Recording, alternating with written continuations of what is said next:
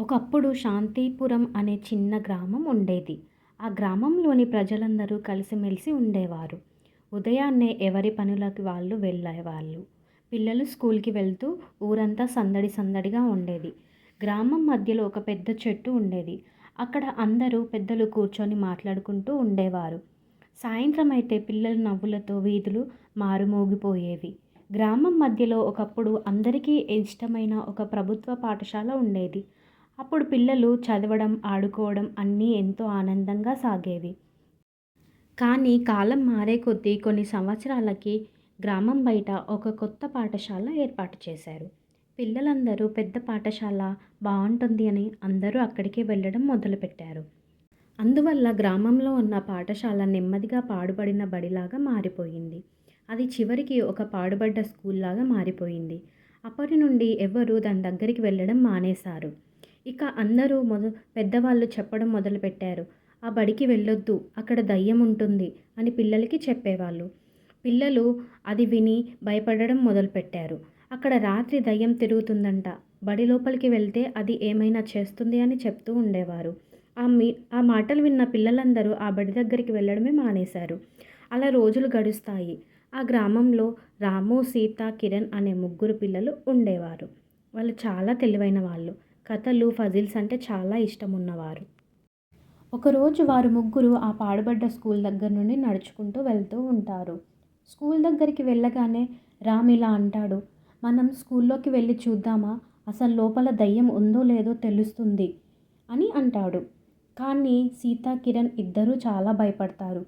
లో "వద్దు, లోపలికి వెళ్ళడం మాకు చాలా భయమేస్తుంది" అని అంటారు. కానీ చివరికి ధైర్యం తెచ్చుకొని లోపలికి వెళ్దామని నిర్ణయించుకున్నారు.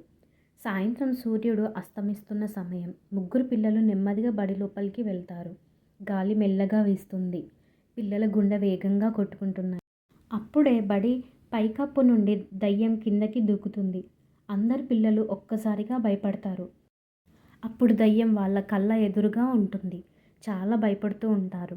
దయ్యం అప్పుడే "భయపడకండి పిల్లలు, నేను మిమ్మల్ని ఏమీ చేయను" అని దయ్యం మృదువుగా మాట్లాడుతుంది. పిల్లలు ఆశ్చర్యపోతారు.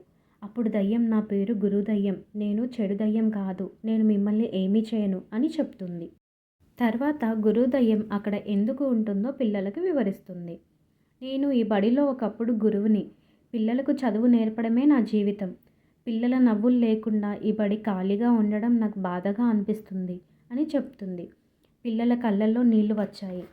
ఆ రోజు నుంచి ప్రతి సాయంత్రం పిల్లలు బడికి రావడం మొదలుపెట్టారు. ఆ రోజు నుండి గురుదయ్యం పిల్లలకి అక్షరాలు నేర్పేది, కథలు చెప్పేది, నిజాయితీ, దయ, ధైర్యం గురించి వివరించేది. అలా పిల్లలకు చదువు అంటే ప్రేమ పెరిగింది. కొద్ది రోజుల్లోనే పిల్లల ప్రవర్తన మారిపోయింది. ఇంట్లో మాట వినడం, స్కూల్లో బాగా చదవడం, పెద్దవాళ్ళు కనిపిస్తే నమస్కరించడం, ఇలా పిల్లలందరూ క్రమశిక్షణగా మారిపోయారు. గ్రామంలోని అందరూ ఆశ్చర్యపోయారు. పిల్లల మాటలు విని గ్రామ పెద్దలు బడికి వచ్చారు. బడిని శుభ్రం చేశారు. గోడలకు రంగులు వేశారు. మళ్ళీ పాఠశాలగా మార్చారు. పిల్లల నవ్వులతో పాడుబడిన బడి సంతోషపు బడిగా మారిపోయింది. మళ్ళీ అందరూ పిల్లలు బడికి వెళ్ళడం మొదలుపెట్టారు. చివరికి గురుదయ్యం పిల్లలతో ఇలా చెప్తుంది, "చదువు ఉంటే భయం ఉండదు. మంచి మనసు ఉంటే చీకటి పోతుంది" అని చెప్పి వెలుగులా మాయమైపోతుంది. ఆ రోజు నుండి శాంతిపురం గ్రామంలోని ఆ పాఠశాల పిల్లల కలలకు బాటగా నిలుస్తుంది. ఏంటో తెలుసుకుందామా పిల్లలు? చదువు వెలుగు లాంటిది. వెలుగు ఉంటే భయం ఉండదు. పిల్లలు, మీకు ఈ కథలు బాగా నచ్చుతున్నాయి కదా? ఇలాంటి మరిన్ని మంచి మంచి కథల కోసం BRR టీవీ ఛానల్ని సబ్స్క్రైబ్ చేసుకోండి. Thank you.